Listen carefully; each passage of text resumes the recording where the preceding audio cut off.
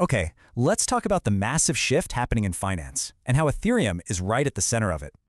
To really get where we're going, you actually have to look back, way back, over 50 years ago. In 1971, a single announcement rocked the financial world. The US dollar was no longer backed by gold.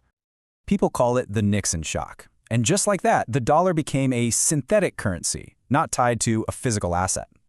With the dollar untethered, it kicked off a huge wave of innovation, creating the world of TradFi we know today. And Wall Street jumped right in, creating all sorts of new financial products that completely changed the game. But here's the thing. That system, it's often slow, pretty expensive, and not very transparent at all. But now, a whole new system is here to fix all that. It's called decentralized finance, or DeFi for short. So what's the big deal? Well, DeFi cuts out the middlemen, the banks, and replaces them with code. It's just more efficient. And the foundation for this whole new world? You guessed it, it's pretty much all being built on Ethereum. It's why you hear a lot of people saying that Ethereum is basically becoming the new Internet of Finance. So, that brings us to today.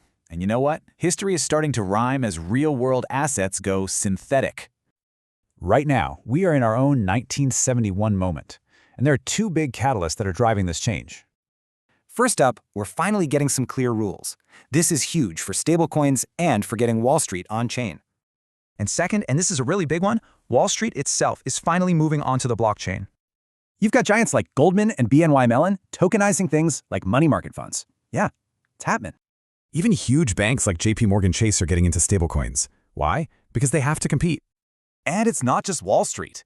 Big companies like Walmart and Amazon are even looking at issuing their own stablecoins. Okay, so this isn't just talk. The numbers behind this trend are actually pretty staggering. Let's take a look. And when you see where all these tokenized assets live, well, Ethereum's dominance is just impossible to miss. I mean, check this out. The stablecoin supply on Ethereum just blew past $160 billion. That's insane growth. And that's exactly why firms like Fundstrat are calling Ethereum the biggest macro trade for the next decade. So, what's the takeaway here? A whole new set of financial rails is being built, right now, on top of Ethereum. Which leaves us with a really big question. If 1971 built today's Wall Street, what are we building on Ethereum?